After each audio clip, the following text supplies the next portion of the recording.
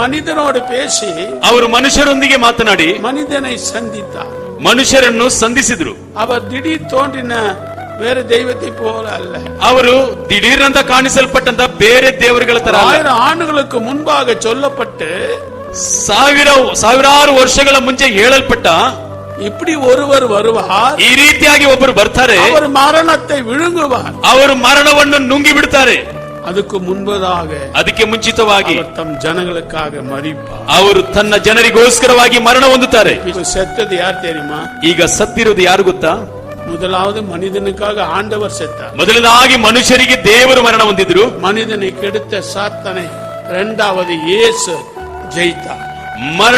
ಮನುಷ್ಯರನ್ನು ಕೆಡಿಸಿದಂತ ಸೈತಾನನನ್ನು ಎರಡನೇದಾಗಿ ಸೈತಾನನ ಮೂಲಕ ಯೇಸು ಜಯಿಸಿದ್ರು. ಅವರುடைய ரத்தம் பூமியிலே சிந்தப்பட்டது, ಅವರ ರಕ್ತವು ಭೂಮಿಯಲ್ಲಿ ಸುರಿಸಲ್ಪಟ್ಟಿತು. ಅವரை கொன்றார்கள், ಅವರನ್ನು ಸಾಯಿಸಿದ್ರು, பல ಚಿತ್ರವதை செய்தார், ಅನೇಕ ವಿಧವಾದ ಚಿತ್ರಹಿಂಸೆ ಕೊಟ್ಟರು, தாங்கினார், ಅವರು ತಾಳಿಕೊಂಡು ಸಹಿಸಿಕೊಂಡು. ஏனென்றால் ಯಾಕೆಂದರೆ உங்களுடைய பாவத்தை நீக்குவதற்காக, ನಿಮ್ಮ ಪಾಪಗಳನ್ನು ನೀಗಿಸುವುದಕ್ಕೋಸ್ಕರ, அநியாயத்தை நீக்குவதற்காக, ನಿಮ್ಮ ಅನ್ಯಾಯವನ್ನು அந்த ನೀಗಿಸುವುದಕ್ಕೋಸ್ಕರ ரத்தத்தை அவர் சிந்தினார். ಆ ರಕ್ತವನ್ನು ಅವರು ಸುರಿಸಿದ್ರು. அது விலையேறப்பட்ட ஆட்டுக்குட்டி ரத்தத்தினாலே மீட்கப்பட்டீர்கள். ಬೆಳೆಯುಳ್ಳ ದೇವಕುಮಾರ ಕುರಿಮರಿಯಾದ ರಕ್ತದಿಂದ ನೀನು ವಿಮೋಚಿಸಲ್ಪಟ್ಟಿದ್ಯಾ. உண்டானது அல்லாத தேவனுடைய ஈவு, ಇದು ದೇವರ ಕೃಪೆ.